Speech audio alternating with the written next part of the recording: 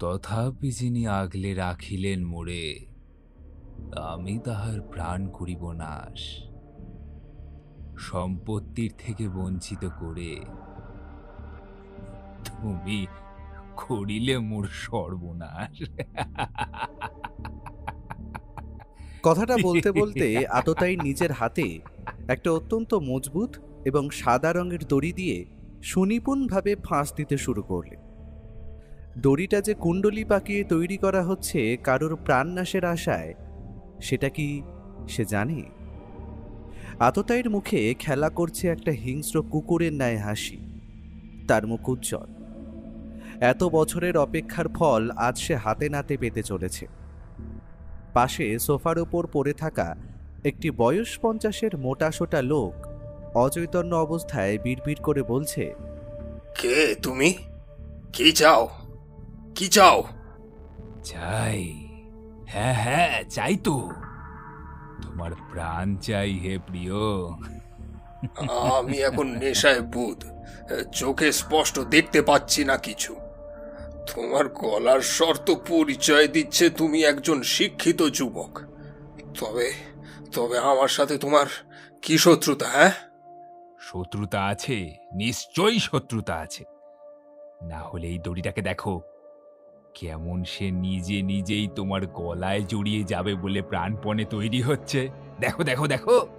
তোমার কি চাই? কি চাই বলো? টাকা, বাড়ি, গাড়ি, সম্পত্তি সব তোমায় লিখে দেব।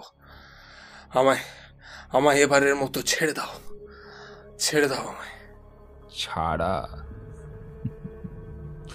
ছাড়তে তো আমি আসিনি দিগ্বিজয় অধিকারী। তুমিও আজ থেকে 20 বছর আগে আমার বাবাকে ছাড়োনি হে। তবে তোমায় আজ কি করে ছাড়া যায়? আমি আমি কিছুই বুঝতে পারছি না। তুমি কি বলতেটা কি চাইছো? কে তোমার বাবা? কি তোমার পরিচয়?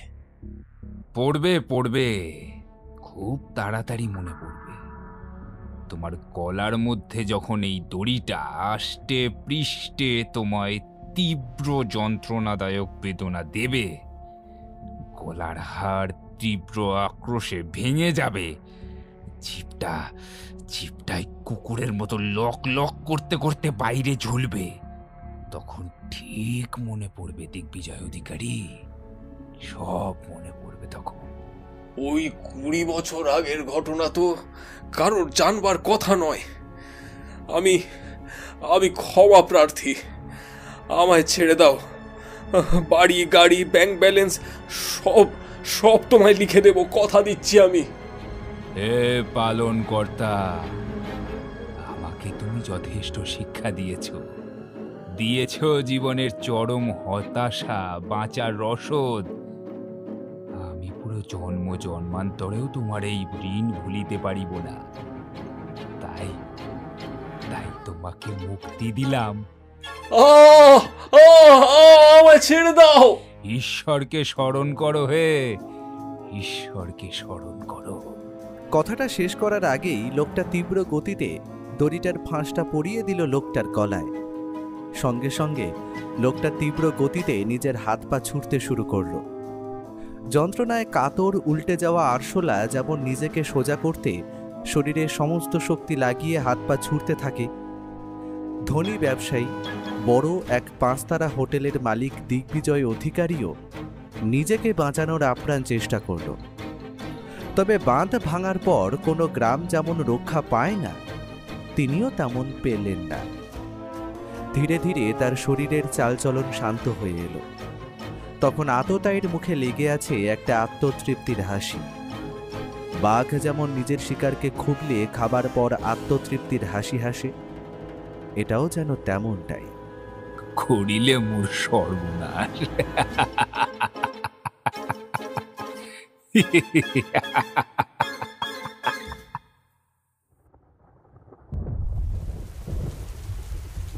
স্বচ্ছ জানালার কাঁচ সরিয়ে একটানা বৃষ্টির ঝমঝম শব্দ উপভোগ করতে করতে পুঁটিরামের হাতের চায়ে চুমুক দিতে দিতে খবরের কাগজের পাতা উল্টাচ্ছি।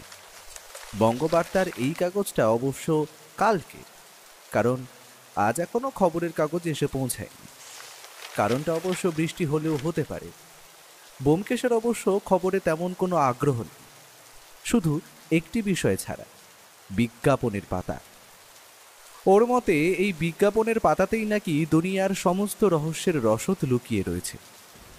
এতে দেশের বর্তমান আর্থিক পরিস্থিতির কথা জানা যায়, মানুষের দৈনন্দিন চাহিদার কিভাবে ক্রম পরিবর্তন ঘটে চলেছে, কিংবা ধরুন রাজনৈতিক প্রেক্ষাপটে গড়ে ওঠা বিনোদন অথবা মূল্যবান সামগ্রীর দাম কিভাবে বেড়ে চলেছে, অথবা এমন কোনো নজরকাড়া বিজ্ঞাপন যাই আমার মতো ছাপোষা অকৃতদার লেখকের জন্য বিশেষভাবে সুযোগ্য, যা কিনা আমায় খ্যাতি এনে দিতে পারে। ওইসব ছেড়ে অন্য একটা বিজ্ঞাপনের দিকে চোখ গেল। যাওয়া মাত্র বিজ্ঞাপনটা পড়তে লাগলাম। অদ্ভুত খবর। মাছে ভাতে বাঙালি নামক 5 তারা হোটেলের মালিক দিগ্বিজয় অধিকারী তার নিজের বাগান বাড়িতে আত্মঘাতী হয়েছেন। হত্যার কারণ অবশ্য গলায় ফাঁস লাগিয়ে সিলিং দিয়ে ঝুলে পড়ার কথা বলা হয়েছে। ভদ্রলোকের বয়স লেখা হয়েছে প্রায় 50 বছরের কাছাকাছি। টাকা পয়সার কোনো অভাব না থাকলেও এমন আত্মহত্যার কারণ যে কি সেটা পুলিশ অনুমান করতে পারছে না। তবে শেষে একটা নতুন ব্যাপার উদ্ধার করে পুলিশ। মৃত্যুর আগে লোকটা নাকি নিজের দ্বিতীয় পক্ষের স্ত্রীকে নিজের ফোন থেকে ছোট একটা মেসেজ করে, যেখানে লেখা ছিল তিনি এই জীবন শেষ করে দিচ্ছেন। বিজ্ঞাপনের গোটা ফিরিস্তি শুনে ও মুচকি হেসে সিগারেটে টান দিয়ে বলল, ভাইয়া, বিজ্ঞাপনের খবরটা শুনে একটু খারাপ লাগছে, কারণ মাছে ভাতে বাঙালি নামক এই হোটেলটা খুব জনপ্রিয় আমাদের কলকাতার মানুষের কাছে তো বটেই, তবে বিদেশিরা বাইরে দিয়ে এলে তারাও সেই হোটেলেই খাবার খেতে পছন্দ করতেন। আমি কয়েক মাস আগে একটা পার্টিতে আমন্ত্রিত হয়ে সেখানে গিয়েছিলাম। সত্যি অত্যন্ত সুস্বাদু মাছের উপকরণ সব, তার মধ্যে সর্ষে ইলিশটার কথা তো আর বললামই না। এক কথায় বলা যায় মাছে ভাতে বাঙালি নামটা সার্থক, এরা আমাদের বাঙালি খাবারকে বিশ্বের কাছে এগিয়ে দিচ্ছিল। ওই খবরটা শুনে মর্মাহত হলাম, কারণ এই সমস্ত বড় ব্যবসা মালিক না থাকলে শেষ হয়ে যাবার চিন্তা থাকে একটা। আমারও তাই মতামত। তবে নিজে গিয়ে একবারও খাওয়া হলো না, এটাই যা দুঃখ। খবরটা তো কাল বেরিয়েছিল, এতক্ষণে আশা করা যায় হোটেল কর্তৃপক্ষ হোটেল বন্ধ করে দিয়েছে। ভাইয়া, তোমার ওই ইচ্ছে বোধ করি পূরণ হলো না আর। হ্যাঁ, আমারও তাই বিশ্বাস। কিন্তু ভাগ্যদেবী যদি একটুকু আমার ওপর সদয় হতেন। আর কি বলি। কি আলোচনা হচ্ছে দুই বন্ধুতে ঠাকুরপো? ভাগ্য টাগ্য কি যেন একটা শুনলাম।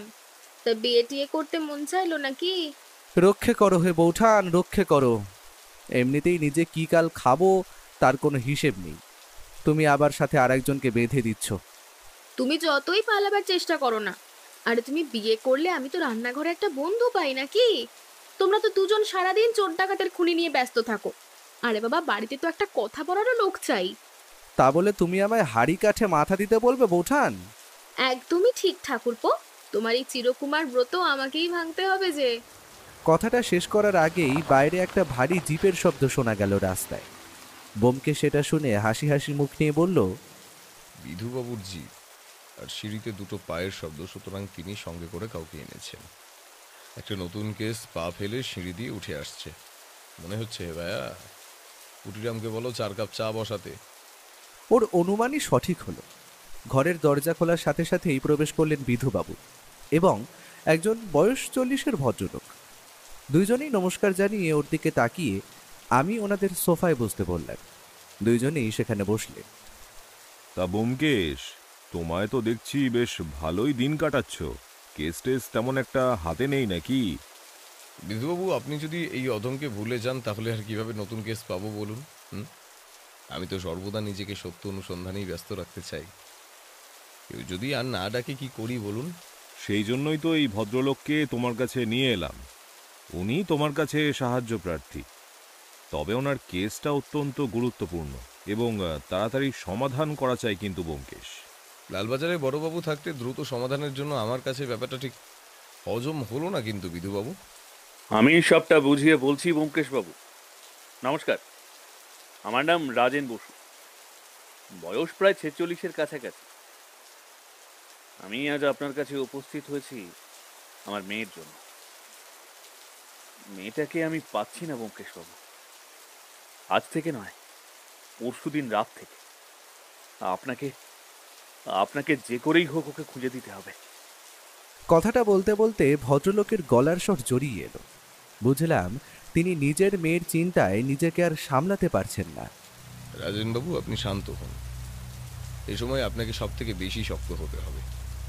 আমি সবটা শুনতে চাই, কি কি ঘটেছে। পুরো ঘটনা না জানলে কিছুতেই আপনাকে কিন্তু আমি সাহায্য করতে পারবো না। আপনি যতটা জানেন ততটা খুলে বলুন আমায়। আমি নিজের সাধ্য মতো চেষ্টা করব আপনার মেয়েকে খুঁজে বের করার। আসলে আমার মেয়ে সুনন্দা বসু কাজ করতো একটি বড় 5 তারা রেস্তোরাঁয়। সেই হোটেলটির কথা আপনারাও হয়তো বহুবার শুনেছেন।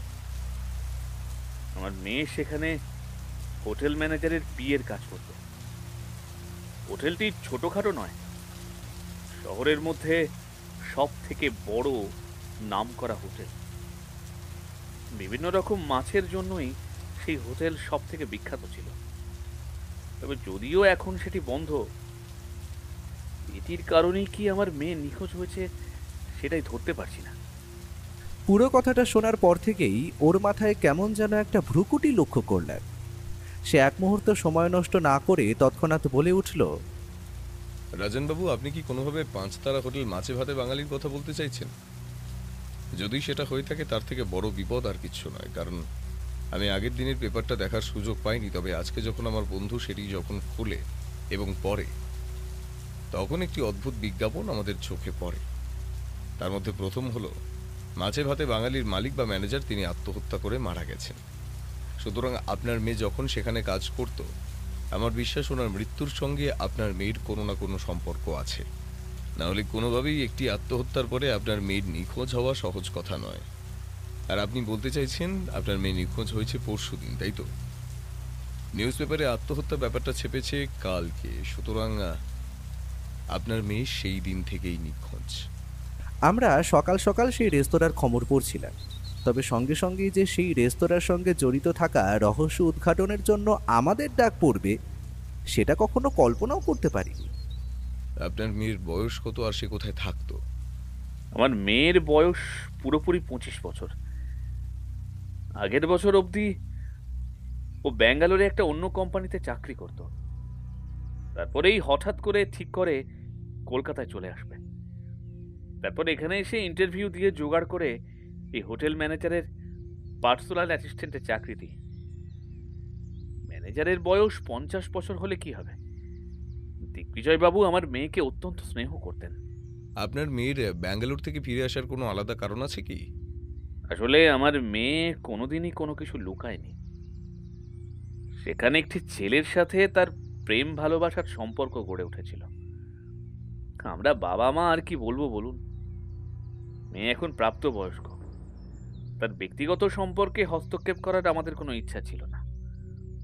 তবে সে জানায় যে ম্যাঙ্গালোরের ছেলেটির সাথে তার ছড়াছড়ি হয়ে গেছে, তাই জন্য ইচ্ছে কলকাতায় ফিরে আসার। ব্যাঙ্গালোরে তার আর মন ঠিক ছিল না। আমাদের বাড়ি বিধাননগর, তবে মেয়ে চাকরির জন্য ফ্ল্যাটে থাকতো। কলকাতায় আমার একটি ফ্ল্যাট ছিল। চাকরি পাবার পর সে সেখানেই পাকাপাকিভাবে থাকতে শুরু করে একাই। ওই সপ্তাহে একদিন বা ছুটির দিন সে বাড়ি আসতো, বা আমরা দুজনেই তার কাছে যেতাম দেখা করতে। আচ্ছা রাজেনবাবু, একটা কথা বলুন তো, যে ছেলেটির সঙ্গে আপনার মেয়ের সম্পর্ক ছিল সে কি কোনোভাবে প্রতিশোধ নেওয়ার চেষ্টা করতে পারে?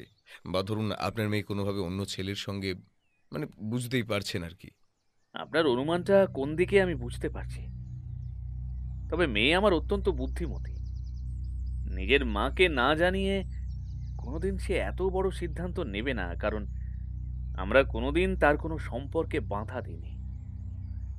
সে জানতো যদি কোনো ছেলের সাথে তার সংসার পাতার ইচ্ছে প্রকাশ করে তবে কেউ বাধা দেবে না। সুতরাং ওই দিক দিয়ে আপনি নিশ্চিন্ত থাকতে পারেন। তাহলে আপনি বলতে চাইছেন কোনো শত্রু নেই, অপরদিকে সে অন্য কোথাও চলেও যায়নি এবং কোনো বন্ধুর বাড়িতেও নেই। মেয়েটা রাত দুপুরে উবে গেল নাকি?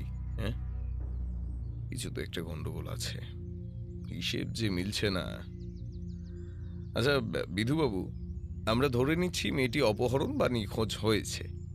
এর সঙ্গে কি কোনোভাবে আত্মহত্যার ব্যাপারটা জড়িত বলে আপনি মনে করছেন? ব্যোমকেশ, আত্মহত্যার দিন আমি এবং আমার পুলিশ বাহিনী নিজে গিয়ে লোকটার তদন্ত করেছি। আমাদের তো এটা সাধারণ আত্মহত্যাই মনে হয়েছে। আপনি লাশটা নিজের চোখে দেখেছেন বলছেন, তবে তো আপনাকে কয়েকটা প্রশ্ন করার দরকার আছে। স্বাচ্ছন্দ্যে করতে পারো। আচ্ছা বিধুবাবু, আপনি সেদিন যে লাশটা দেখতে গেলেন তখন নিশ্চয়ই লাশটিকে সিলিং ফ্যানের সঙ্গে ঝুলতে দেখেছেন। লাশটির গলার দড়ির ফাঁস সামনের দিকে ছিল না উল্টো দিকে?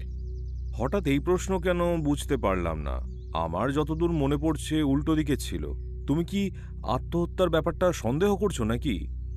বিধুবাবু, আপনি ভুল করছেন। এটা কোনোভাবেই একটি আত্মহত্যার ব্যাপার হতে পারে না।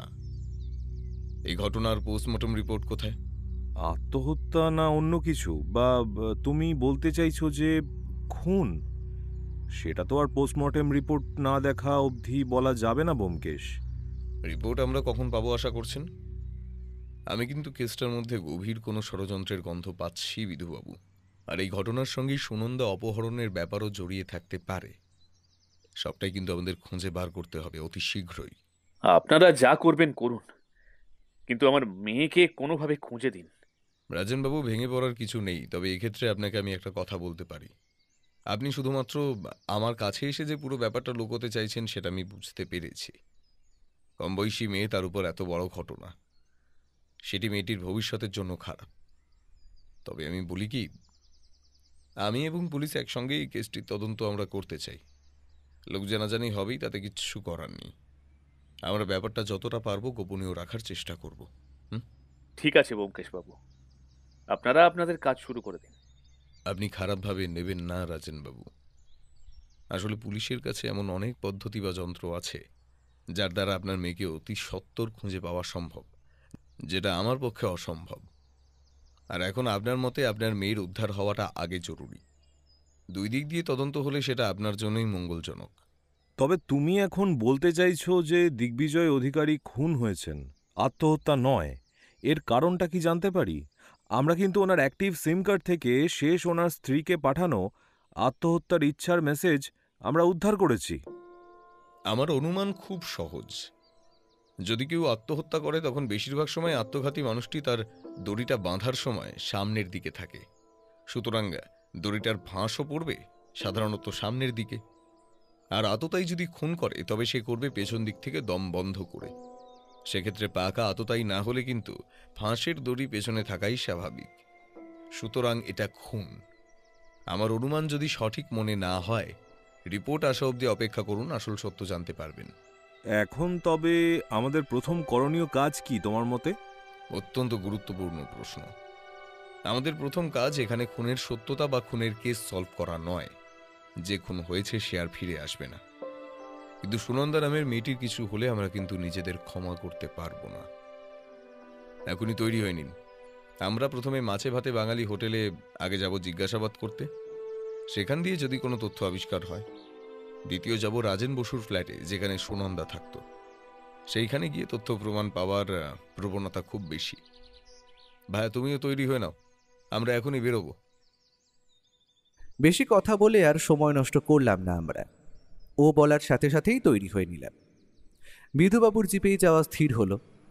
আমাদের বাড়ির দিয়ে 5 তারা হোটেলে পৌঁছতে সময় লাগলো ওই মিনিট 15 মতো। স্বাভাবিকভাবে হোটেলটা এখন পুরোপুরিভাবে বন্ধ রয়েছে, তবে ভিতরের কর্মচারীরা নিজেদের কাজ করে চলেছে। আশা করি অফিসিয়াল কাজ সব বন্ধ, যেহেতু মালিক সদ্যগত হয়েছে। সবাইকে ভিতরে আসতে দেখে দরজা দিয়ে একজন লোক আমাদের দিকে এগিয়ে এলেন। তারপর বললেন, আপনাদের তো ঠিক চিনতে পারলাম না। দিগ্বিজয়বাবুর মৃত্যুর পর তো পুলিশ ওনার বাড়ি এবং এই হোটেলের একবার তল্লাশি করেই গেছে, তবে আরো কিছু জানার আছে আপনাদের? ও কোনো রকম ভনিতা না করেই তৎক্ষণাৎ বলে উঠল, তোমাদের হোটেলে কাজ করতো একটি মেয়ে, তার নাম সুনন্দা বসু। পরশুদিন রাত থেকে তাকে খুঁজে পাওয়া যাচ্ছে না। তোমরা যদি তার ব্যাপারে কিছু জেনে থাকো তবে আমায় বলো, এবং তার যদি কোনো ওয়ার্কিং ডেস্ক বা নিজস্ব কোনো রুম থাকে অফিসে, তবে আমাদের সেটা একবার দেখতে হবে। এবং অফিসে তার যদি কোনো ভালো বন্ধু থেকে থাকে তবে তার সঙ্গেও আমরা কথা বলবো, কারণ না, মেয়েটিকে খুঁজে পাওয়া অত্যন্ত দরকারি। কি, সুনন্দা নিখোঁজ হয়েছে? এ তো বড় অদ্ভুত ব্যাপার হলো। সে তো কোথাও কাউকে না বলে যাওয়ার মতন মেয়ে নয়।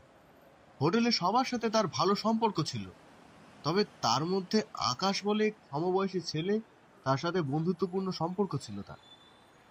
আপনারা তার সঙ্গে কথা বলে দেখতে পারেন, সে যদি কিছু জেনে থাকে। আর আপনারা যদি ওনার ওয়ার্কিং ডেস্কটা একবার দেখতে চান তবে চলে আসুন, আমি নিজে দেখাবো। আকাশ নামক ছেলেটিকে আগে খবর দাও তাড়াতাড়ি। আর এই হোটেলে এখন বর্তমান মালিককে? শুনলাম তো পুরো হোটেলটা একবার তল্লাশি চালানো হয়েছে পুলিশের তরফ থেকে। এখন এই হোটেলের বর্তমান মালিক বা কাজ চালানোর জন্য থাকবেন দিগ্বিজয়বাবুর দ্বিতীয় পক্ষের স্ত্রী নীলিমা বসু এবং নীলিমার ভাই আছে, যারা দুইজনেই একসাথে এখন হোটেলের কাজ দেখাশোনা করছেন।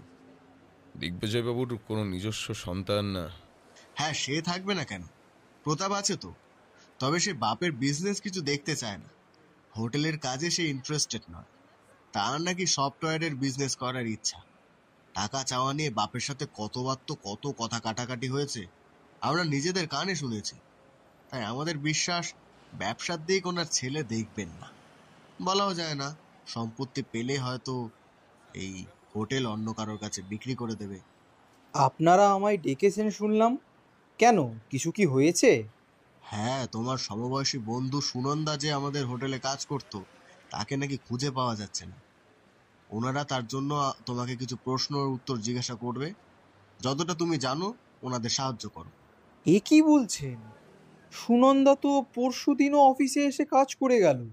সে আমার অফিসের কলিগ বটে, তবে তার থেকে বেশি আমি কিছু জানি না। তবে পরশুদিন রাতের বেলার দিকে সে আমাকে একটা অদ্ভুত মেসেজ পাঠায়। আমি তখন অতটা গুরুত্ব দিইনি, কারণ সে মাঝে মাঝেই মজা করত। এই যে সেই মেসেজ। এই বলে সে নিজের মোবাইলটা আমাদের দিকে বাড়িয়ে দিল। সেখানে চ্যাটে দেখা যাচ্ছে লেখা রয়েছে, all victory in huge travel, something wrong. এটাই শেষ মেসেজ। এবং সেটা দেখলাম পাঠানো হয়েছে 7টা বাজার ঠিক 5 মিনিট আগে। সেটা দেখে ও বলল, ঠিক আছে, এখানের কাজ মোটামুটিভাবে শেষ। আমাদের এবার সুনন্দার ওয়ার্কিং ডেস্কটা দেখাও তো। আকাশ নামক ছেলেটি আমাদের সেখানে নিয়ে গেল। ও এবং বিধুবাবু দুজনেই চারপাশটা খুঁজে দেখল, তবে সেই রকম কিছু আবিষ্কার করতে পারলো বলে তো মনে হলো না। এমন সময় হঠাৎ করেই আকাশ একটা ব্যাপার লক্ষ্য করে বলল, সুনন্দার ওয়ার্কিং ডেস্কে তো ওর ল্যাপটপটা থাকার কথা ছিল, সেটা তো দেখছি না। সে কিন্তু খুব প্রয়োজন না হলে সেই ল্যাপটপটি নিয়ে বাড়ি যায় না। আমি বুঝতে পারলাম ও ব্যাপারটা ভালো করে মাথায় গেঁথে নিল। তারপর আমরা এগিয়ে গেলাম রাজেন বসুর ফ্ল্যাটের উদ্দেশ্যে। ফ্ল্যাটের নিচে পৌঁছবার সাথে সাথেই রাজেনবাবুর মুখটা কেমন যেন লাল হয়ে উঠল। বুঝলাম তিনি নিজের মেয়ের নিখোঁজ হয়ে যাওয়ার ব্যাপারটা সবাইকে জানাতে চান না, তাই হয়তো লজ্জায়। সে যাই হোক, ফ্ল্যাটের নিচের দারোয়ান আমাদের হাতে ঘরের চাবি তুলে দিল। আমরা আর দেরি করিনি, তাড়াতাড়ি ঘরের দরজা খুলে প্রবেশ করলাম ফ্ল্যাটের ভিতরে। তবে তেমন কিছু উদ্ধার করা গেল না। একটা মেয়ের ঘরে সাধারণত যা থাকার সেটিই আছে। তবে ও তল্লাশি করে জানালো ঘরেও তার ল্যাপটপটি নেই, সুতরাং তার ল্যাপটপটি মিসিং। আমরা ফ্ল্যাট বন্ধ করে বেরিয়েই আসছিলাম, এমন সময় ফ্ল্যাটের অপর প্রান্তের ঘরটির থেকে বেরিয়ে আসলেন একজন বয়স 50-এর মহিলা। আরে রাজেন বাবু, দেখছি আপনি অনেকদিন পর তো। কাল দিয়ে তো আমি সুনন্দাকে দেখতেই পাচ্ছি না। সে কি কোথাও গেছে নাকি? সেই দিন তো আমি দেখলাম রাতের বেলা ওই 9টা নাগাদ দুটো অজানা ছোকরার সাথে ওকে বেরিয়ে যেতে। তারপর তো আর তাকে দেখিনি। সে কি বাড়ি ফিরে গিয়েছে?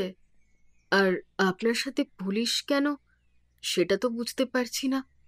পরশুদিন আপনি ওকে কার সাথে বেরোতে দেখেছিলেন, একটু খুলে বলুন তো। আরে আমি তো সেদিন আমার ফ্ল্যাটের ব্যালকনিতেই বসেছিলাম, যেমনটা রোজ বসে লোকজন দেখি রাস্তার। ওই মনটা একটু ভালো লাগে আর কি। হ্যাঁ, কি যেন বলছিলাম আমি। সেদিন একটা লাল গাড়ি এসে থামলো আমার ফ্ল্যাটের নিচে। একজন ওই সুনন্দার বয়সেরই ছেলে গাড়ি থেকে নামলো। সে ফ্ল্যাটের ভিতর প্রবেশ করলো, আর অপর একটা ছেলে ড্রাইভার সিটে ছিল। যতদূর মনে পড়ছে ওর মাথায় একটা কালো রঙের টুপি ছিল। রাতের বেলা টুপির কি দরকার সে তো বুঝতে পারলাম না। সুনন্দা ওই ছেলেটার সঙ্গে ফ্ল্যাট থেকে বেরিয়ে আসার সাথে সাথে আমি প্রতিদিনের মতো জিজ্ঞাসাও করলাম, সুনন্দা কোথায় যাচ্ছ? কিন্তু প্রতিদিন উত্তর দিলেও সেই দিন কিন্তু আমার দিকে তাকিয়েও দেখেনি। তারপর তো আমি আর কিছু জানি না। কেন, কিছু কি হয়েছে? আমার জানি না কেন একটু সন্দেহ হচ্ছে। আমরা যা বুঝলাম, এই মহিলাটি ওই চারিদিকে খোঁজ খবর করা এবং ফ্ল্যাটের খবর ছড়িয়ে বেড়ানোর জন্য যথেষ্ট। তাই ব্যাপারটা চেপে যেতে হবে। তাই বিধুবাবু বললেন, আসলে সুনন্দা যে হোটেলে কাজ করত তার মালিক এই দুদিন আগে আত্মহত্যা করেছে। সুনন্দার মন খুব দুর্বল, তাই সে এই ঘটনার পর ভেঙে পড়েছে। সে এখন রাজেন বসুদের বাড়িতেই আছে, চিন্তার কোনো কারণ নেই। আমরা শুধু যিনি আত্মহত্যা করেছেন তার একটি গুরুত্বপূর্ণ জিনিস খুঁজতেই ফ্ল্যাটে এসেছি এবং সেটা উদ্ধারও করেছি। আপনাকে অসংখ্য ধন্যবাদ এই তথ্যটা আমাদের জানানোর জন্য। বিধুবাবু এত সুন্দরভাবে যে ব্যাপারটা ম্যানেজ করবেন, সেটা আমরা বুঝতে পারিনি। আমাদের তখনকার মতো কাজ মোটামুটি সেইখানেই শেষ। যে সমস্ত তথ্য আবিষ্কার হলো সেটা পরে যে কাজে দেবে রহস্য উন্মোচন করতে তার বলে দিতে হয় না। ঘটনাটা বড়ই অদ্ভুত। আমরা বাড়ি ফিরে গেলাম। তবে রাতের দিকে বিধুবাবুর কাছ থেকে ফোন এলো যে পোস্টমর্টেম রিপোর্ট এসেছে। দিগ্বিজয়বাবু আত্মহত্যা করেননি, কেউ তাকে পরিকল্পনা করে হত্যা করেছে। ওর অনুমানই সঠিক হলো। এরপর জানি না কি রহস্য অপেক্ষা করে আছে আমাদের জন্য, তার আর শেষ নেই। রাতে আমি আর ও যখন খাওয়া দাওয়া সেরে ব্যালকনিতে দাঁড়িয়ে কথা বলছি, তখন ব্যাপারটা একটু গুছিয়ে নিলাম। ও এমনিতে সিগারেট খাওয়া অনেকটা কমিয়ে দিয়েছে, তার কারণ অবশ্য বউঠান। কিন্তু রাতের বেলা খাওয়া দাওয়া শেষে তার একটা সিগারেট না হলে চলে না। তাই একটা সিগারেট জ্বালিয়ে সেটা একটা বড় শুক টান দিয়ে বলল, এখনো পর্যন্ত আমাদের হাতে যে তথ্যগুলো এসেছে সেগুলো বড়ই অদ্ভুত বন্ধু। যেমন?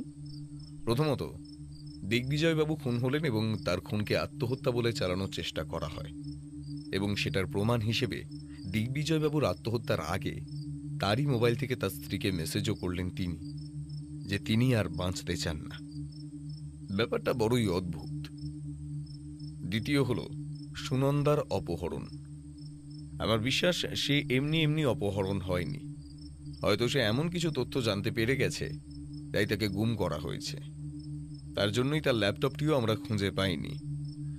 অপরদিকে তৃতীয় হলো লাল গাড়ি এবং তাতে বসা দুই অজানা যুবক, যারা সুনন্দাকে অপহরণ করে।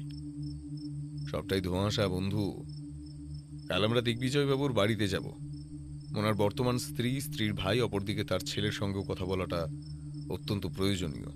আর ভুললে হবে না, ভদ্রলোক কিন্তু আত্মহত্যা করেন তার বাগান বাড়িতে, সুতরাং সেখানেও আমাদের যেতে হবে।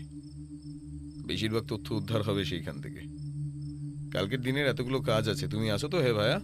যেখানেই আছেন রাম, তার সাথেই প্রভু ভক্ত হনুমান।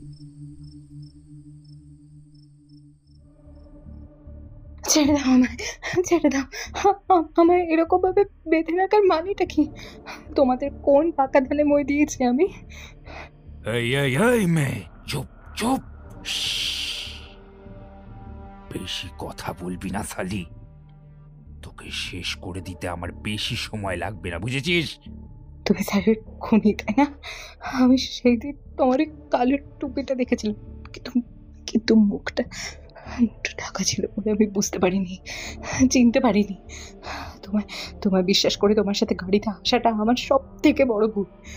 তুমি একজন চোর, খুনি, লম্পট, বেয়াদব। দে দে দে দে, আরো গালাগালি দে হারামজাদি। তুই হয়তো ভুলে যাচ্ছিস, তোর সাথে কিন্তু অনেক খারাপ কিছু আমি করতে পারি। তোকে মেরে পুঁতেও দিতে পারি। কাকপক্ষীতেও জানতে পারবে না কোথায় গেল সুনন্দা বসু। কপ্পুরের মতো উড়ে যাবি এই দুনিয়া থেকে। আমার ভিতরের শয়তানটাকে জাগাস না। খেতে দিচ্ছি, খা, জ্বালাস না আমাকে। স্যারকে তো শেষ করেছো, তাহলে তোমার আর আমার থেকে কি চাই? আমায় ছেড়ে দাও না। তোকে ছেড়ে দিলে যে আমি ফেঁসে যাব। তুই নিজের চোখে সবটা দেখেছিলি, তাই তো? আমি জানি আমি জানি আমি জানি। সময় আসুক, চিন্তা নেই। তোকেও তোর বসের কাছেই পাঠিয়ে দেব রে ছোকরি। খুব পিরিত ছিল না তোর সাথে ওই বুড়োটার? দ্বিতীয়বার একটা কম বয়সী মেয়ের সাথে বিয়ে করেও বুড়োর রস মেটেনি, আবার তোর সাথেও, হ্যাঁ? তাই না, তাই না? নষ্টা মেয়ে ছেলে। মুখ সামলে কথা বলো। উনি আমার পিতার মতো স্নেহ করতেন। স্নেহ দেখাচ্ছে? স্নেহ? সব শালা তোকে খাবার ফাঁদ পাচ্ছিল ওই বুড়ো। ওকে তুই কতটা চিনিস? সেই ছোট থেকে দেখছি আমি। লজ্জা করে না তোমার? লজ্জা? হ্যাঁ, লজ্জা? দাঁড়া দাঁড়া, তোকে দেখাচ্ছি লজ্জা। বেশি কথা, বেশি কথা। কথাটা বলার সাথে সাথেই তীব্র গতিতে কয়েকটা চড় থাপ্পড় বসিয়ে দিল লোকটা সুনন্দার মুখ লক্ষ্য করে।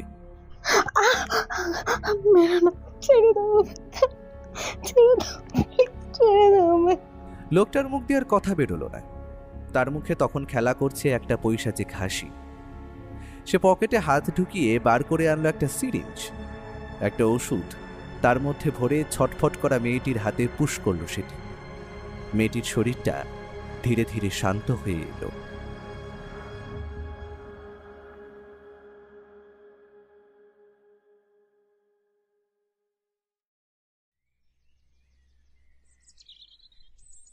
সেদিন সকাল সকাল ঘুম ভাঙল পাখিদের কলকাকলিতে। ও আগে উঠেই তার সমস্ত যোগব্যায়ামের কাজ সেরে নিয়েছে। আমি উঠে তার কাছে গিয়ে একটা বড়সড় হাই তুলে বললাম, তা ভায়া, প্রথমে কোন দিকে যাবে বলে ঠিক করলে? এখনো অবধি ইচ্ছে আছে বেলা 10টা নাগাদ দিগ্বিজয় অধিকারীর বাগান বাড়ি, যেখানে ওনার মৃত্যু ঘটেছিল, সেই স্থানে দারোয়ানের সঙ্গে কথা বলা দরকার। এতটা পাহারা থাকা সত্ত্বেও অতটাই অনুপ্রবেশ ঘটল কিভাবে? বুঝলাম। আর তারপরেই আশা করি আমরা যাব দিগ্বিজয় অধিকারীর দ্বিতীয় পক্ষের স্ত্রী নীলিমা অধিকারীর সাথে কথা বলতে, তাই তো? আমার হিসাব বলে আজ রবিবারও আছে, সুতরাং আমরা দিগ্বিজয়বাবুর ছেলে প্রতাপবাবুর সঙ্গেও দেখা হওয়ার সম্ভাবনা রয়েছে। আর নীলিমা দেবীর ভাই তো আশা করি ওই বাড়িতেই আছেন। অপরদিকে বাড়ির সমস্ত কর্মচারীদেরও বয়ান নেব। তার জন্য তো পুলিশের সাহায্য লাগবে হে। বিধুবাবু আমাদের সঙ্গে ওই 11টা নাগাদ দেখা করবেন। আমরা একসঙ্গেই দিগ্বিজয়বাবুর বাড়িতে যাব, তাতে কাজটা সহজ হবে। তোমার কি বিশ্বাস সুনন্দা নামের মেয়েটিকে অপহরণকারীরা সঠিকভাবে রেখেছে তো? তার কোনো ক্ষতি হোক সত্যিই আমরা চাই না। রাজায় রাজায় যুদ্ধ হয়, উলুক আগ্রার প্রাণ যায়, আবার কি? আমার বিশ্বাস সে খুনের ব্যাপারে অদ্ভুত তথ্য আবিষ্কার করেছিল, তাই জন্য তাকে সরিয়ে দেওয়া হয়েছে। তবে আমরা ঠিক তাকে উদ্ধার করব। আমরা সকালের খাবার এবং চা খেয়ে তৈরি হয়ে বেরিয়ে পড়লাম একটা ট্যাক্সি নিয়ে দিগ্বিজয়বাবুর বাগান বাড়ির উদ্দেশ্যে। আজ রবিবার, সকাল হওয়ায় কলকাতার রাস্তায় তেমন একটা ভিড় নেই। সত্যি ব্যস্ত শহরটা এই ছুটির দিনগুলো নিজেকে কেমন একা করে রাখে। ও কাল রাতেই বিধুবাবুর থেকে ফোন করে বাড়ির ঠিকানাটা জোগাড় করে রেখেছিল। আমি এইসব কথা ভাবছি, হঠাৎ করেই এমন সময় ও হাসি হাসি মুখে বলল, বুঝলে ভায়া, আমার হিসাব বলছে কোনো টিকটিকি আমাদের পেছনে লেগেছে। ওকে বুঝতে দেওয়া যাবে না আমরা ব্যাপারটা লক্ষ্য করছি। আমি পেছনে ফিরে রাস্তার দিকে তাকানোর মতো বড় ভুলটা করতেই যাচ্ছিলাম, হঠাৎ ওর দিক থেকে ধমকের সুরে ভেসে এলো, পেছনে তাকালে ওরা বুঝে যাবে, দেখার দরকার নেই। একটা লাল রঙের গাড়ি, ড্রাইভারের মুখে মাস্ক আর মাথায় একটা কালো রঙের টুপি, অনেকক্ষণ ধরেই আমাদের পেছনে আছে। আমাদের ড্রাইভার কয়েকবার সাইড দিলেও সে এগিয়ে যায়নি, সুতরাং আমার অনুমান ভুল হবার প্রশ্নই আসে না। আমরা ঠিক 15 মিনিটের মাথায় নামলাম দিগ্বিজয়বাবুর বাগান বাড়ির বড় গেটের সামনে। লাল রঙের গাড়িটা আর দেখতে পেলাম না। বাড়ির পাঁচিল বেশ উঁচু, আর ভিতরে একটা ফোয়ারা এবং বড় বাগান লক্ষ্য করলাম। বাড়ির গেটে কোনো দারোয়ানকে না দেখে আমরা একটু হতাশ হলাম বটে, তবে ওর দিকে তাকিয়ে দেখি সে হাসি হাসি মুখ করে এগিয়ে যাচ্ছে বাড়ির উল্টো দিকের একটি চায়ের দোকানে। চায়ের দোকানে লোকজন তেমন একটা নেই। সে ধীরে সুস্থেই দোকানি লোকটিকে প্রশ্ন করল, এই বাড়িটির দারোয়ান কোথায় গিয়েছে বলতে পারবেন? আমার অত্যন্ত দরকার আছে তার সঙ্গে। চায়ের দোকানের লোকটা পেছনের দিকে কাঠের তক্তার উপর বসা একটা লোককে দেখিয়ে দিল। সেই লোকটি আমাদের দিকে এগিয়ে এসে নিজেকে দারোয়ান বলে পরিচয় দিল। তবে পোশাকের বাহার দেখে একে দারোয়ান বলতে আমার কেমন যেন লাগছে। সে যাই হোক, ও তাকে উদ্দেশ্য করে বলল, আচ্ছা, তোমার সঙ্গে একটু কথা বলার আছে, তোমার মনিবের মৃত্যুর ব্যাপারে। এখানে বলবে না একান্তে? তা বাবু, আপনারা বুঝি পুলিশের লোক? হ্যাঁ, ধরতে পারো। আমরা তোমার মনিবের ব্যাপারটা তদন্ত করছি। আপনারা ওপারে বাড়ির বারান্দায় চলুন, সেখানে কথা হবে। বলে লোকটি রাস্তার দিকে পা বাড়ালো, আর আমরা তার পেছন পেছন। তবে এমন একটা ঘটনা যে ঘটে যাবে তা আমি স্বপ্নেও কল্পনা করতে পারিনি। ব্যাপারটা আমার চোখের সামনে এতটা তাড়াতাড়ি বা আকস্মিকভাবে ঘটল তা বলার আমার ভাষা নেই। কারণ দারোয়ান লোকটা রাস্তা পার করে ওপারের দিকে যেতে যাবে, ঠিক সেই সময় অপর দিক থেকে তীব্র গতিতে একটা লাল গাড়ি ধেয়ে এলো তার দিকে। ও যে কতটা চনমনে তখন সেটা লক্ষ্য করলাম আমি। সে এক লাফে গিয়ে ধাক্কা মারল লোকটাকে, সঙ্গে সঙ্গে সেও ডিগবাজি খেয়ে পড়ল পাশের রাস্তায়। লাল গাড়িটা ততক্ষণে দ্রুত গতিতে পাশ কাটিয়ে হারিয়ে গিয়েছে অপর কোনো গলির মধ্যে। দারোয়ানের হাতে পায়ে ভালো মতো কয়েকটা জায়গায় ছড়ে গেছে। আমি বুঝতে পারলাম কেউ বা কারা চায় না আমরা এই দারোয়ানের সাথে কথা বলি, তাই তারা পুরোপুরিভাবে এই দারোয়ানটিকে শেষ করে দিতে চেয়েছিল। কি রহস্য লুকানোর চেষ্টা করা হচ্ছে এখানে? আমরা কি পারবো সেই রহস্যের সমাধান করতে? সে যাই হোক, ও এখন লোকটার হাতে এবং পায়ে ছড়ে যাওয়া জায়গাগুলোয় ফার্স্ট এড করে দিল। একটা মলম এবং হালকা জল খেয়ে লোকটা একটু ধাতস্থ হয়েছে। এতক্ষণ সে একটা ভয়ের ঘোরের মধ্যে ছিল। হয়তো মৃত্যুকে এতটা কাছের থেকে সে কোনোদিন দেখেনি। ও সময় নষ্ট না করে তার উদ্দেশ্যে প্রশ্ন করল, তোমার মনিব যে খুন হলো তার খবর কি তুমি রাখো? সেদিন তো তুমি পাহারায় ছিলে, তাই না? তোমায় টপকে এতটাই অনুপ্রবেশ করে খুনটা করলো কিভাবে? পুলিশের সন্দেহের তালিকায় তুমিও কিন্তু আছো। যদি কিছু জানো বলে ফেলো, না হলে হাজতবাস থেকে কিন্তু কেউ আটকাতে পারবে না। এ কি বলছেন বাবু? মনিব তো খুন হয় নাই, তিনি তো আত্মহত্যা করেছেন। আর আমি মুখ্য সূক্ষ্ম মানুষ, কিছুই জানি না। সকালে ডিউটি করতে আসি, বিকালের মধ্যেই কাজ শেষ করে ফিরে যাই। পুলিশের পোস্টমর্টম রিপোর্ট এসে গেছে, ওনাকে কেউ খুনই করেছে, এটা প্রমাণিত। তুমি থাকতে খনিতে প্রবেশ করা মানে এটা তো তোমার গাফিলতির জন্য, এবং এসবের জন্য তো তোমার জেলও হতে পারে। দারোয়ান লোকটা এবার কাঁদো কাঁদো গলায় বলল, বাবু, আমি কি করব বলুন? মনিব তো যেমনটা মাঝে মাঝেই আসতেন এই বাড়িতে, তেমনই এলেন সেই দিনও। আমার ডিউটি ততক্ষণে শেষ।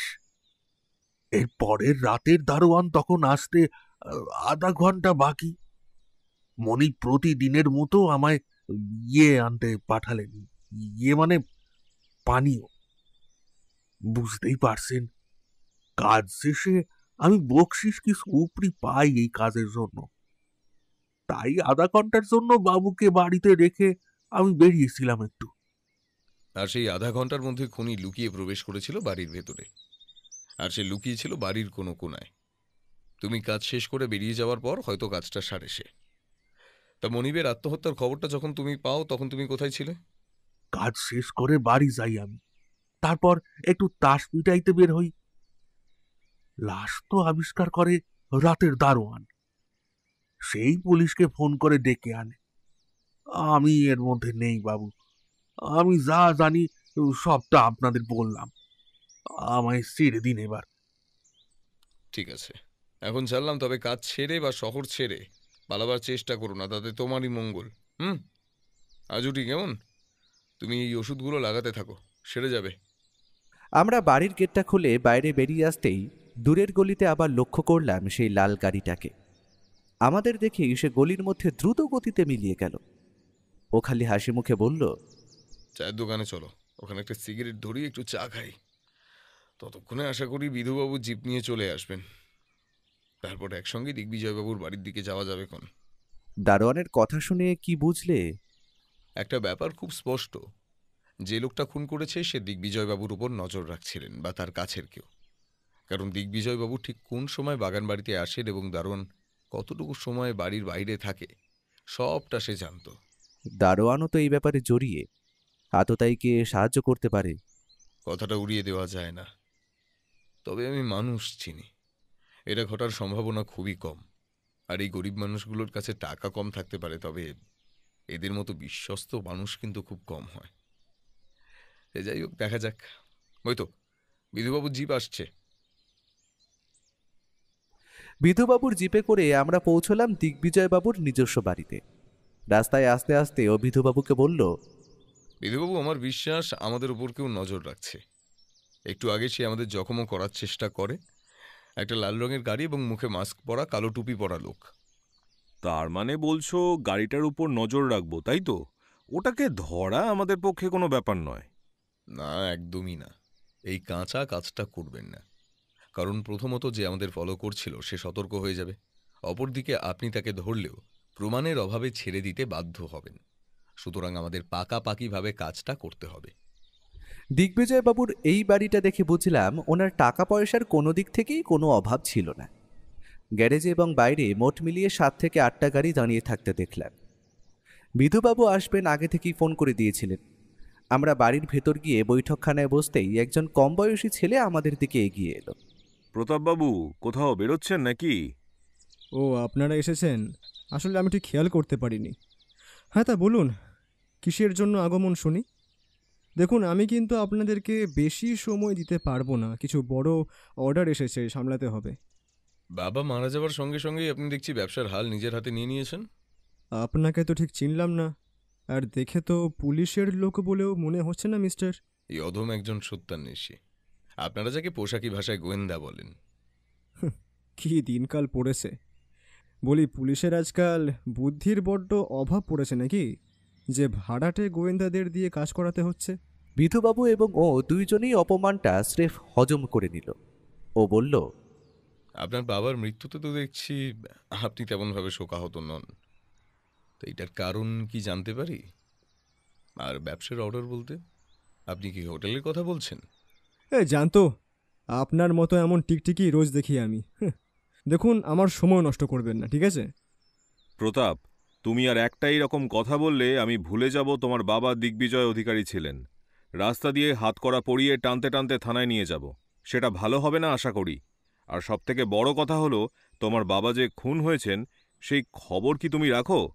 উনি এটি আবিষ্কার করেছেন প্রথম।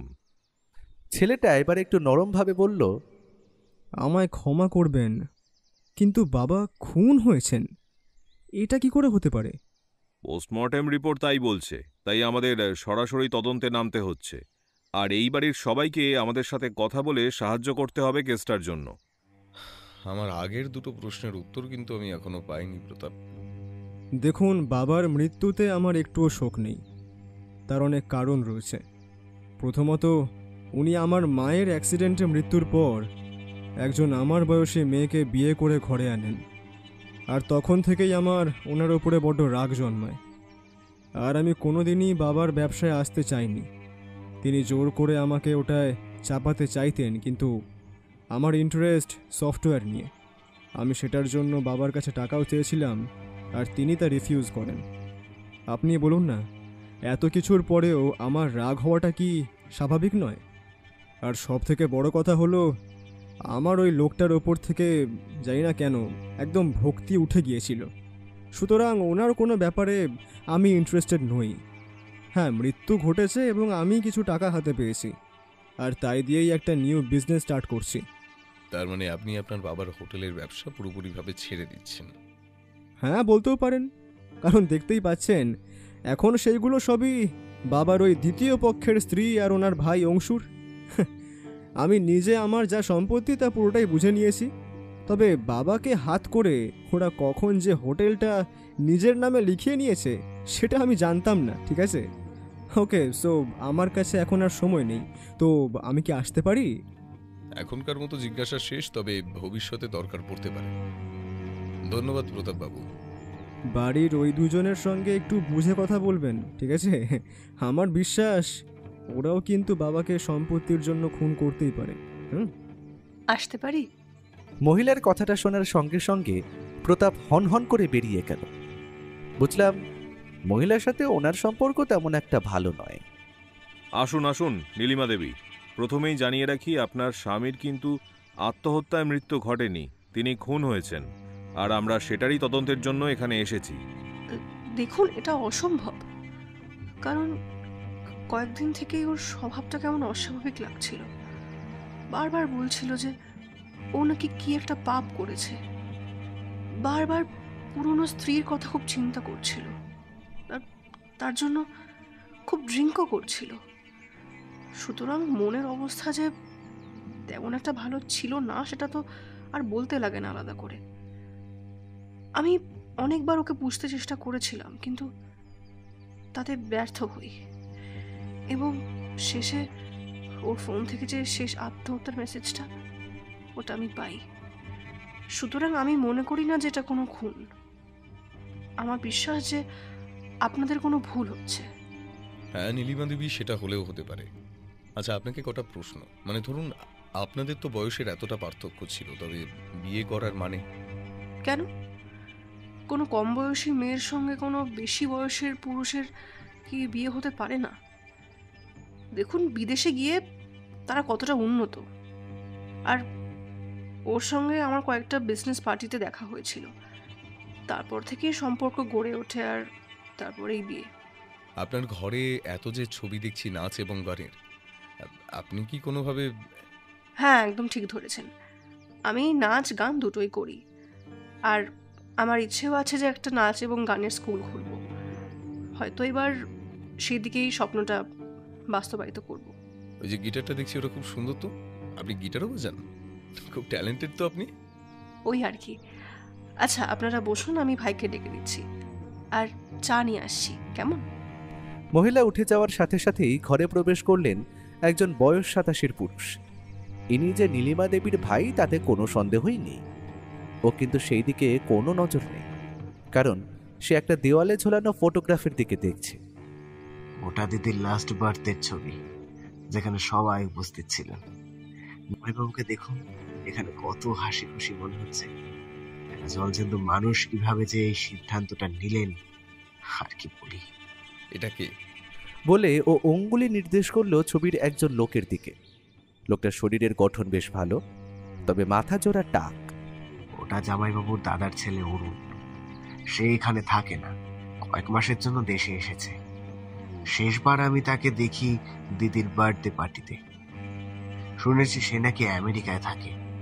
ছোট থেকে জামাইবাবুই নাকি তার সমস্ত দায়িত্ব নিয়েছিলেন। এখন অবশ্য দেশে ফিরে গিয়েছেন, আশা করি। ঠিক আছে, আমাদের যা জানার জানা হয়ে গেছে। আজও ঠিক, কেমন? ধন্যবাদ। বিধুবাবু উঠুন। ও যে মাঝে মাঝেই কি হয় তা ওই জানে। আমি এবং বিধুবাবু উঠে পড়লাম। আমরা বাড়ি ফিরে এলাম, তবে ও কয়েকটা বিষয়ে খোঁজ নিতে বলল বিধুবাবুকে। বাড়ি গিয়ে খাওয়া দাওয়া সেরে যখন একসাথে দুজন মিলে বসলাম, কয়েকটা প্রশ্নের উত্তর তখনও আমার মধ্যে গিজগিজ করছে। তাই জন্য আর অপেক্ষা না করে ওর উদ্দেশ্যে সেগুলো করেই ফেললাম। আচ্ছা, আমার তো মাথায় কিছুই আসছে না। প্রথমত মেয়েটা, মানে সুনন্দাকে তো আমরা এখন উদ্ধার করতে পারলাম না। অপরদিকে খুনের ব্যাপারটা আরও বেশি জটিল লাগছে। আর কে সেই লাল গাড়ির চালক যে আমাদের পেছনে নজর রাখছে? প্রতিটা চরিত্রের কথা যখন ভাবছি, সবগুলোই কেমন যেন গুলিয়ে যাচ্ছে। এইটুকুতেই যদি তুমি ঘেঁটে ঘ করে ফেলো ভাইয়া, এতগুলো নতুন পাওয়ার সূত্র যে আমার মাথায় রয়েছে, সেগুলো শুনলে কি বলবে? হ্যাঁ, যেমন? তুমি কি জানো, আমার সন্দেহ তালিকা দিয়ে কাউকেই বাদ দিই না। যেমন প্রতাপ, সে বাপের কাছ দিয়ে টাকা চেয়েছিল, কিন্তু দিগ্বিজয়বাবু তাকে নতুন ব্যবসা করার জন্য টাকা দেয়নি। সুতরাং তার যদি বাবার উপর আগে দিয়ে রাগ অথবা ক্ষোভ থেকে থাকে, যেটা ছিল, সেও কিন্তু দিগ্বিজয়বাবুকে খুন করতে পারে তার সম্পত্তি পাওয়ার লোভে। অপরদিকে নীলিমা এবং তার ভাই অংশু দুজনেই এই হোটেলের ব্যবসাকে নিজের মতো করে হাতিয়ে নেওয়ার চেষ্টা চালাচ্ছিল। তারা যদি পুরোপুরিভাবে এই হোটেলটিকে হাতে নিতে চায়, তাহলে তো দিগ্বিজয়বাবুকে সরিয়ে ফেলতেই হয়। তার মানে এখন তুমি বলতে চাইছো সন্দেহের তালিকায় 3 জন, তাই তো? প্রথমত প্রতাপ, দ্বিতীয়ত অংশু এবং তৃতীয়ত নীলিমা। তুমি ভুলে যাচ্ছ ভাইয়া, একজন কিন্তু এখনো নিখোঁজ। ধরো সুনন্দা কোনোভাবে তার মালিককে হত্যা করে গা ঢাকা দিয়েছে, তাই আমরা তাকে খুঁজে পাচ্ছি না। এ তোমার কেমন যুক্তি?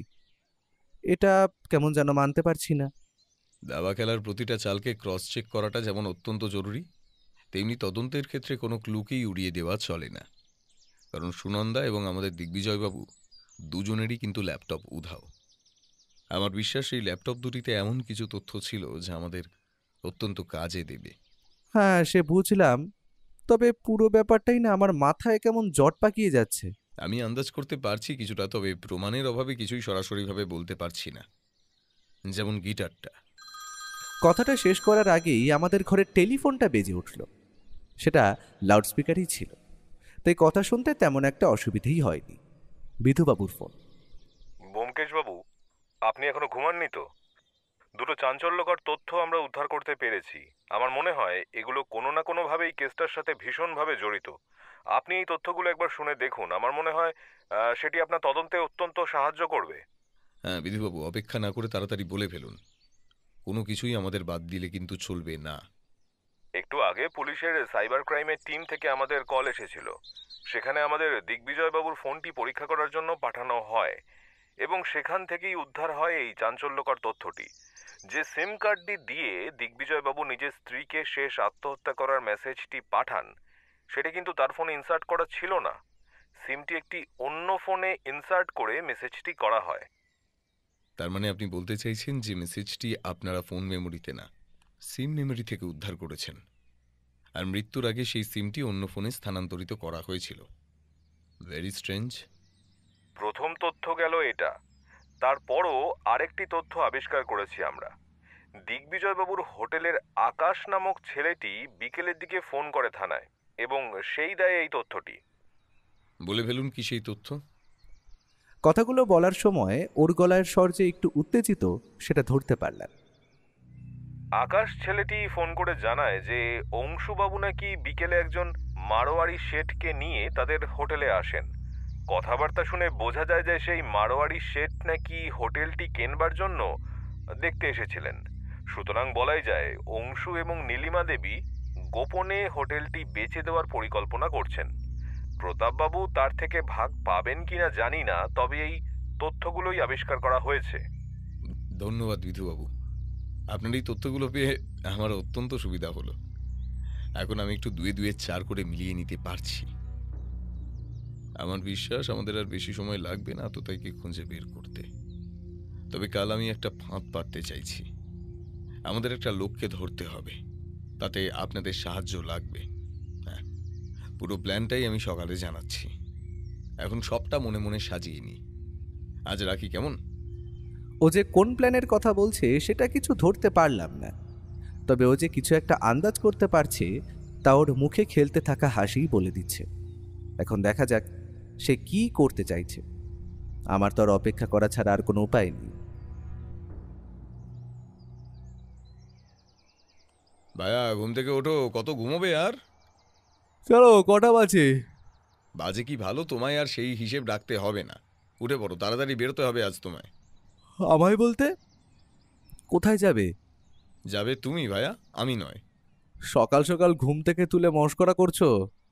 না না, মশকরা করো না, ওঠো ওঠো, তাড়াতাড়ি ফ্রেশ হও। সবটা বলছি খুলে। তবে তার আগে আমাদের বাড়ির জানালা দিয়ে দূরের ওই গাড়িটা চেনা চেনা লাগছে কিনা দেখো তো।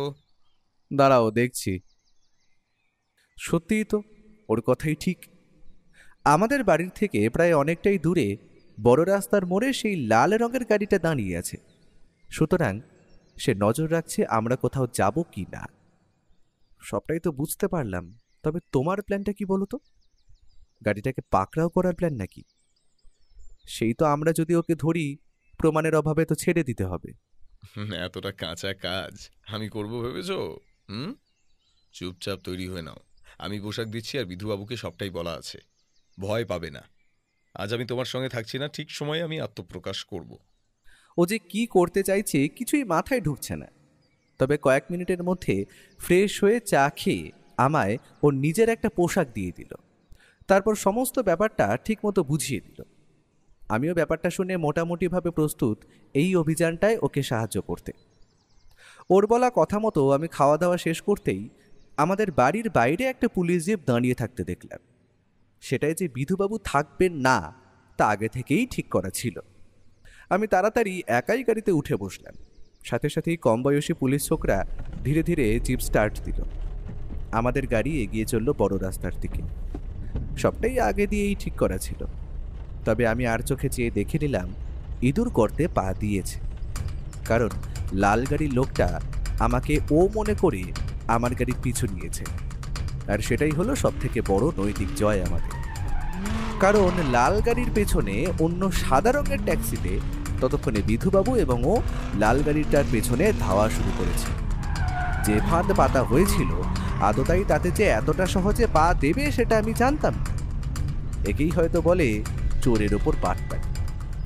আমাদের যেমনটা কথা ছিল সেই মতো আমাদের গাড়ির ড্রাইভার বড় রাস্তায় পড়ার সাথে সাথেই চো চো করে তীব্র গতিতে ছুটিয়ে দিল আমাদের বাহন। ছেলেটা কম বয়সী হলে কি হবে, তার গাড়ি চালানোর হাত অত্যন্ত পাঁকা। আমি পেছনে লক্ষ্য করলাম লাল গাড়িটাও স্পিড বাড়িয়ে আমাদের গাড়ির অনেকটাই পেছনে এসে গেছে। ঠিক এমন সময় পেছনের ট্যাক্সি গাড়ি থেকে চোঙা জাতীয় জিনিসের চিৎকার করে বিধুবাবু বললেন, সামনে লাল গাড়ির ড্রাইভার যেই হন, গাড়ি থামান, আপনাকে পুলিশ চারিদিক থেকে ঘিরে নিয়েছে, পালাবার পথ নেই। লাল রঙের গাড়িটার ড্রাইভার এখন হয়তো বুঝতে পেরেছে তার পেছনে পুলিশ লেগেছে এবং সে ফাঁদে পড়েছে, তাই সে আমাদেরও আগে নিজের গাড়িটা তীব্র গতিতে ছুটিয়ে দিল। আমাদের পুলিশ জিপটা ওটার পেছনে পড়লো বটে, তবে পুরনো হওয়ার কারণে সেটার মতো অত জোরে ছুটতে পারলো না। কিন্তু ততক্ষণে ওদের ট্যাক্সিটা আমাদের পাশ কাটিয়ে এগিয়ে গেছে লাল গাড়িটাকে ধাওয়া করে। রাস্তার অন্যান্য গাড়িকে কাটিয়ে আমাদের গাড়িগুলো যে অদ্ভুতভাবে লাল গাড়িটার পেছনে ধাওয়া করছে, এটা দেখেই আমার মন কেমন রোমাঞ্চে ভরে উঠেছে। এটা যেন কোনো হিন্দি ফিল্মের গোয়েন্দা গল্পের প্লট, যেখানে হিরো হলো আর আমি হলাম। থাক আর বললাম না, আমি আর ভাবতে পারলাম না। লাল গাড়ির ড্রাইভারকে বলা হচ্ছে গাড়ি থামান, না হলে আমরা গুলি ছুটতে বাধ্য হব। কিন্তু কথাটা শেষ করার আগেই দেখতে পেলাম ওদের ট্যাক্সিটা আস্তে আস্তে পথের মাঝখান থেকে একপাশে এসে চলা শুরু করলো, আর সেই গাড়ির জানলা দিয়ে মুখ বার করে হাতে রিভলভার তাক করে প্রস্তুত ও। ঘটনাটা দেখার পর রন্ধ্রে রন্ধ্রে শিহরণ আমার সারাটা শরীরে ছড়িয়ে পড়েছে, কারণ একটা নয়, পরপর দুটো গুলি ছুঁড়েছে ও। তার একটা গিয়ে লেগেছে চলন্ত লাল গাড়িটার টায়ারে। সঙ্গে সঙ্গে গাড়িটার টাল সামলাতে না পেরে নিয়ন্ত্রণ হারিয়ে ধাক্কা মারল পাশের একটা ল্যাম্প পোস্টে। লাল গাড়িটার বোনেট থেকে তখন উঠছে তীব্র ধোঁয়া। আমাদের দুটো গাড়ি তাড়াতাড়ি পাশে গিয়ে থামল সেটার। একসাথে 10-12 জন সশস্ত্র পুলিশ বাহিনী এবং ও ঘিরে নিল জায়গাটাকে। লাল গাড়ির চালকটির হালকা চোট লেগেছে বটে, তবে সে ভেতরে চুপচাপ বসেছিল। কয়েক মুহূর্তের মধ্যে পুলিশ এসে তাকে অ্যারেস্ট করে নিল। ও বিধুবাবুকে উদ্দেশ্য করে বলল, বিধুবাবু, আপনি এই বাবা জীবনকে এখনকার মতো ফার্স্ট এড দিয়ে সুস্থ করে তুলুন। তারপর সন্ধ্যার দিকে আসর বসবে দিগ্বিজয় বাবুর বাড়িতে। অপরাধী একজন নয়, পুরো ঘটনার পেছনে লুকিয়ে আছে গভীর ষড়যন্ত্র। সন্ধ্যায় সব রহস্যের উদ্ঘাটন ঘটবে আজ। এখন একে নিয়ে কি করব? সুনন্দাকে এই লোকটাই কিডন্যাপ করে লুকিয়ে রেখেছে কোথাও, আর মুখ থেকে কথা বার করতে আপনার মতো কি আর পারে বলুন বিধুবাবু? সুনন্দাকে আগে উদ্ধার করুন, তারপর বাকিটা বিকেলে বলছি। আমরা তখনের মতো বাড়ি ফিরে এলো। মনের মধ্যে চলছে হাজারো কালবৈশাখীর ঝড়। ও যে কেন আমাদের হেঁয়ালির মধ্যে রাখে তা আমি কিছুতেই বুঝতে পারি না। সে যাই হোক, এখন সন্ধ্যা হওয়ার অপেক্ষা ছাড়া কোনো উপায় নেই।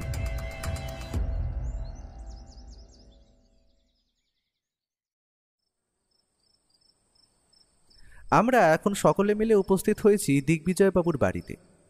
সেখানে উপস্থিত আছেন বিধুবাবু, দিগ্বিজয়বাবুর ছেলে প্রতাপ, তার স্ত্রী নীলিমা এবং নীলিমার ভাই অংশু। অপরদিকে উপস্থিত হয়েছেন সশস্ত্র পুলিশ বাহিনী এবং সাথে সকালে ধরা পড়ে যাওয়া লোকটি। পুলিশের হাতে ভালো মতোই ধোলাই হয়েছে, সেটা আর বলে দিতে হয় না। হাতে ব্যান্ডেজ এবং মাথায় একটু ব্যান্ডেজও জড়ানো দেখলাম। সুনন্দার বাবা রাজেনবাবু উপস্থিত হয়েছেন সেখানে। ওনার মেয়ে এখন সম্পূর্ণভাবে সুস্থ। পুলিশি জেরার মুখে পড়ে সবটা উগরে দেয় লোকটি। পুরো ঘরটায় তখন একটা নিস্তব্ধতা বিরাজ করছে, কারো মুখে কোনো কথা নেই।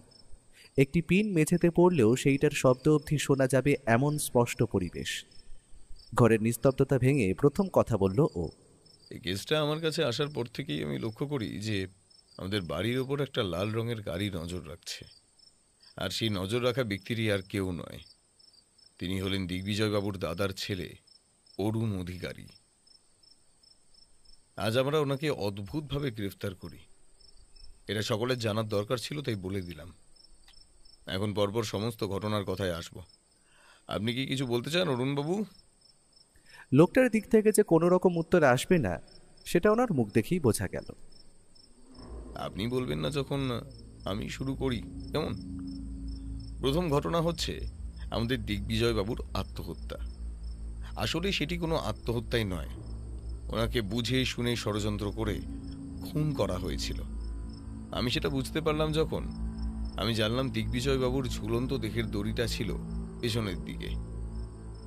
আসলে আত্মহত্যা করলে কোনো মানুষের দড়ি কখনো পেছনের দিকে থাকবে না, আর পোস্টমর্টম রিপোর্ট আসার পর ব্যাপারটা প্রমাণিতও হয়। খুনের ঘটনায় পরে আসছি। এরপর রাজেন বসু আমার কাছে ছুটে আসেন নিজের মেয়ের অপহরণের তদন্ত আমার হাতে দেওয়ার জন্য। আর সব থেকে বড় ব্যাপার আবিষ্কার করি যে দিগ্বিজয় বাবুর ব্যাপারে সুনন্দা অনেক কিছু জানত। সে ওনার পার্সোনাল অ্যাসিস্ট্যান্ট তো ছিলই। আমায় খারাপভাবে নেবেন না রাজেন বাবু, কিন্তু আমি বলতে বাধ্য হচ্ছি আপনার মেয়ের সঙ্গে দিগ্বিজয় অধিকারীর একটু অন্যরকম সম্পর্ক গড়ে উঠেছিল। এখানে প্রথমে আমি চলে যাব প্রতাপ বাবুর কাছে। আপনি বুঝতে পেরেছিলেন না যে আপনার মাকে খুন করা হয়েছিল? লুকোনোর চেষ্টা তো করেছিলাম, তবে আপনি যখন বুঝতে পেরেই গিয়েছেন তাহলে আর লুকিয়ে লাভ নেই ব্যোমকেশবাবু। হ্যাঁ হ্যাঁ, আমার বাবাই আমার মাকে খুন করেছিলেন এবং সেটাকে একটা অ্যাক্সিডেন্ট হিসেবে দেখিয়েছিলেন। গাড়ির ব্রেক ফেল ছিল আগে থেকেই, আর সেটা আমার বাবাই করিয়েছিলেন। আর এই সব কিছুর পিছনে কারণ একটাই ছিল, কারণ ওই নষ্টা মেয়ে ছেলেটা কি প্রেমের বশে যে ফাঁসিয়েছিল ওই নীলিমা আমার বাবাকে, তা আমি বলতে পারবো না। মায়ের শেষ কাজ সম্পূর্ণ হতে না হতেই তিনি বিয়ে করেন একে। বুঝতে পেরেছি, তুমি ঠিক কথাই বলেছ প্রতাপ। ওনারা মানে নীলিমা এবং তার ভাই দুজন মিলেই 1 বছর ধরে ফাঁসাচ্ছিলেন তোমার বাবাকে। নীলিমার ইচ্ছে ছিল সে শহরের বুকে বড় একটা নাচ এবং গানের স্কুল দেবে, অপরদিকে অংশুর টাকার লোভ ছিল। তাই দুইজনেই বিভিন্ন বিজনেস পার্টিতে যাওয়া শুরু করে আর প্রেমের জালে জড়িয়ে দেন দিগ্বিজয় বাবুকে। তিনি একটু কম বয়সী মেয়েদের প্রতি দুর্বল ছিলেন, সেটা আর বলে দিতে হয় না। শেষ অবধি নিজের স্ত্রীকে হত্যা করেন এবং বিয়ে করেন ওনাকে। মিথ্যা মিথ্যা মিথ্যা! ও আমাকে ভালোবাসতো আর নিজেই আমার নামে ওর পুরো একটা হোটেলের ব্যবসা তুলে দিয়ে গিয়েছিল। আপনি কি বলতে চান? হ্যাঁ, আমি খুন করেছি ওকে? এর কোনো প্রমাণ আছে আপনার কাছে? হ্যাঁ, ঠাকুর ঘরে গিয়ে আমি তো কলা খাইনি। আমি কি একবারও বলেছি আপনারা খুন করেছেন? ধৈর্য ধরুন, সব প্রশ্নের উত্তর পাবেন। তাহলে খুনটা ঘটলো কিভাবে? খুব ভালো প্রশ্ন বিধুবাবু। আমাদের দিগ্বিজয় বাবু রোজ বিকেলে ওনার বাগান বাড়িতে যেতেন ড্রিঙ্ক করতে, আর সেইটারই সুযোগ নেয় আততায়ী। আসলে আততায়ী জানতো যে ওনাকে মারার এর থেকে ভালো সুযোগ আর হবে না। আসলে ছোট থেকেই দিগ্বিজয় বাবুর উপর ওনার অত্যন্ত রাগ এবং ক্ষোভ ছিল। সেই দিনও দিগ্বিজয় বাবু ওনার বাগান বাড়িতে যান ড্রিঙ্ক করতে, আর সেই সময় ঘনিয়ে আসে তার শেষ নিঃশ্বাস। কারণ হিংস্র কুকুরের মতো পেছনেই অপেক্ষা করছিল আততায়ী। আষ্টে পৃষ্ঠে দড়ির ফাঁস জড়িয়ে খুন হন দিগ্বিজয় বাবু। কিন্তু সব থেকে অদ্ভুত ব্যাপার ঘটে সেই স্থানে, কারণ সেই সময় ওনার সঙ্গে ল্যাপটপে মিটিংয়ে ছিলেন সুনন্দা, আর পুরো খুনের ঘটনাটা সে দেখে এবং ছবিও তুলে রাখে তার ডিভাইসে। আর একটা বোকা কাজ করে বসে মেয়েটি। সে সেই প্রমাণ পুলিশকে না দিয়ে দেয় অংশুবাবুকে। সে তো জানতো না যে খুনি নীলিমা এবং তার ভাই তিনজনই জড়িত ছিল এই খুনের পেছনে। প্রত্যেকেরই চাই পুরো সম্পত্তি। এখানে সম্পত্তির পরিমাণ এতটাই বেশি যে তিনজনের সেটা ভাগ করতে অসুবিধা ছিল না, আর সেটা ভাগ বাটোয়ারা হতো লিগ্যাল উপায়, কারণ স্বামীর মৃত্যুর পর বর্তমান স্ত্রী মালিক হবেন। তবে এইখানেই আবির্ভাব হয় এই অধমের। আর আমি কিছু কিছু সূত্র ধরে ফেলি। যেমন আমি খবর পাই অংশুবাবু তলে তলে একজন মারোয়ারি শেঠকে হোটেলটা বিক্রি করে দিতে চাইছিলেন। ওনার হয়তো সেই হোটেলটি চালাতে পারবেন না বলে একটা লিগ্যাল উপায় দেখিয়েই সেটি বিক্রি করে পুরো টাকাটা হাতিয়ে নিয়ে পালাতে চাইছিলেন। তবে হোটেলের একজন বিশ্বস্ত স্টাফ আমাকে এই সূত্রটা জানায়, আর সবটা আমি তক্ষুনি বুঝতে পারি। ব্যোমকেশ, এখনো আমরা এটা বুঝতে পারলাম না যে খুনটা কে করেছে। এবার সব শেষে আসল প্রশ্নের উত্তরের পালা। আচ্ছা অরুণবাবু, আপনি তো আমেরিকায় থাকেন, তবে এখানে এসে আবার ফিরে না যাওয়ার কারণটা কি জানতে পারি? কি বলবেন না? ঠিক আছে, আমি বলছি। ছোট থেকে কাকা সমস্ত খরচ দিয়ে ওনাকে বিদেশে পড়তে পাঠান। তবে এক কানাকুড়ীয় সম্পত্তি যেটা ওনার বাবার অংশে ছিল সেটি তিনি দেননি। তাই রাগে আর ক্ষোভে নিজের কাকাকেই হত্যা করলেন এই অরুণ অধিকারী। আর সব থেকে বড় ইন্টারেস্টিং ফ্যাক্ট হলো উনি ওনার কাকার আত্মহত্যাকে পুলিশের কাছে প্রমাণ করার জন্য কাকার ফোন থেকে আত্মহত্যার মেসেজ পাঠাবেন ঠিক করেন। তবে উনি ফোনের পাসওয়ার্ড জানতেন না, তাই তাড়াতাড়ি সিমটি নিজের ফোনে ইনসার্ট করে মেসেজটি করেন। নিন বিধুবাবু, আপনার সমস্ত আসামি। কি করবেন আপনি দেখুন, আমার কাজ তো শেষ এখানে। সেই দিনের মতো আমরা দিগ্বিজয়বাবুর বাড়ি থেকে ফিরে আসি। তবে পরে জানতে পারি প্রতাপ নিজের বিজনেসও শুরু করার সাথে সাথেই বাবার হোটেলের ব্যবসার হালও নিজেই ধরেছে। মাছে ভাতে বাঙালি হোটেল তার ঐতিহ্য বহন করে চলবে আরও অনেক বছর। তবে প্রতাপবাবুর থেকে ধন্যবাদপত্র আর সাথে যে পরিমাণ টাকা ও পেয়েছে তাতে ওর 3 মাস শুয়ে বসে কেটে যাবে।